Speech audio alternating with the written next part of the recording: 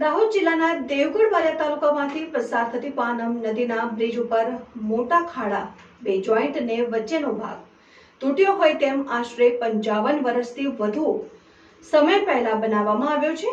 આ પાનમ નદીનો બ્રિજ ઉપરથી અનેક ભારદારી વાહનો પસાર થાય છે। હાલમાં બ્રિજ ઉપર બનેલા રસ્તામાં અનેક મોટા ખાડાઓ પડી ગયા છે।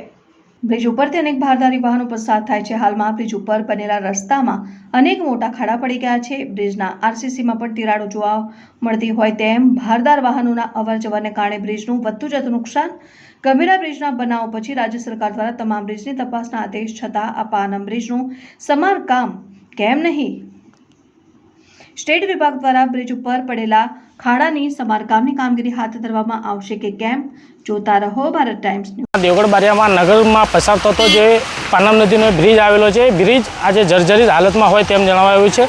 ત્યારે આ મોટી દુર્ઘટના બને તેમ જોવાઈ રહ્યું છે। ત્યારે જે આ બ્રિજ દેખાઈ રહ્યો છે તેની લોખંડની જે ગટર આપેલી હતી તે પણ દેખાઈ આવી છે। ત્યારે આ બ્રિજની જે મરામત કરવામાં આવશે કે કેમ તેવા અનેક સવાલો ઉઠવા પામ્યા છે।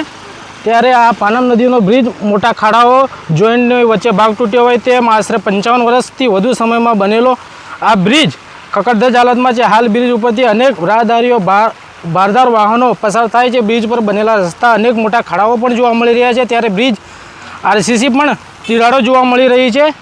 ભારદાર વાહનો અવરજવરના કારણે બ્રિજ ક્યારેક જીવલેણ સાબિત થાય તેમ જોવાઈ રહ્યું છે। હવે તંત્ર આ બ્રિજની મરામત હાથ ધરવામાં આવશે કે કેમ, કે ગંભીર બ્રિજ જેવી બનાવ બને તેની રાહ જોઈ રહ્યું છે। ત્યારે અનેક સવાલો ઉઠવા પામ્યા છે। ત્યારે reporter Jaber Shukla, Bharat time news, Devgadh Bariya.